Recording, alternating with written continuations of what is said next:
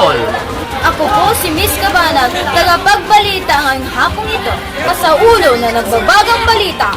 Ngayon, dadakot tayo sa mga uri ng pamilihan sa paikot na daloy ng ekonomiya. Kung tatawagin natin ang tagapagbalita, Miss Aslong, anong balita? Maraming salamat, kabalita, Miss Cabanag. Sino ang nagmamay-ari ng salik ng produksyon? Ibabalita ko ang patungkol sa pamilihan ng mga salik ng produksyon. Nagbibenta ang sambahayan ng mga salik ng produksyon, input, lupa, kapital, paggawa, entrepreneur. Bibili ang bahay kalakal ng mga salik ng produksyon, input, lupa, kapital, paggawa, entrepreneur. Nagbabalita, WC. Maraming salamat. Dadakot tayo sa pamilihan ng mga kalakal at paglilingkod. Nagbebenta ang bahay, kalakal, tapos na produkto at paglilingkod. Bumibili ang sambahayan ng mga tapos na produkto at paglilingkod. At di ko alam bakit ba nakakaganto.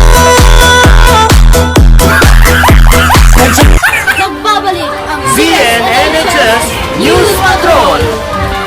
Ngayon, dadakot tayo sa pamilihan financial. Bago muna natin maalam niyan, tawagin natin si Miss Pitpit.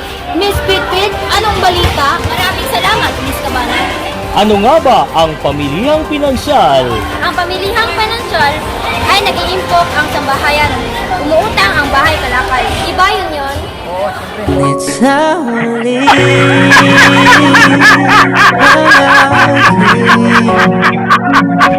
babalik ka rin sa'yo it's only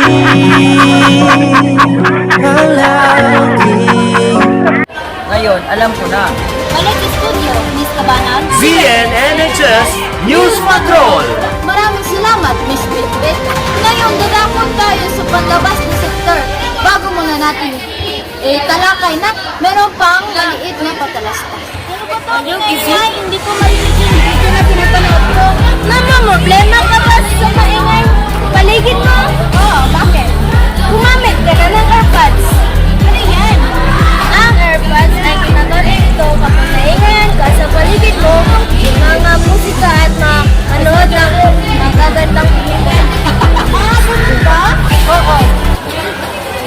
Nagbabalik ang ZNNHS News Patrol! Ngayon, dadapot tayo sa panlabas na sektor. Naglalarawan ng isang bukas na ekonomiya kung saan ang bansa ay nakikipag-ugnayan ng panlabas na sektor upang matugunan ang mga pangangailangan ito. At yun lang ang laman ng ating balita. Ako po muli si Miss Cabanag at ito ang ZNNHS News Patrol!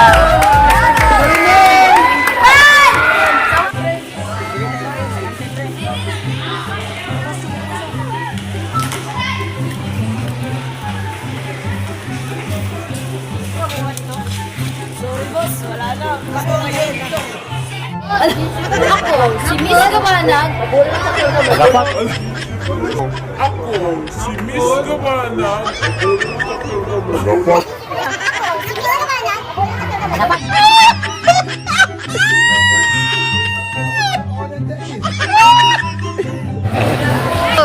Ano ba yan? Ang iingay. Hindi ko marinig yung phone na pinanood ko.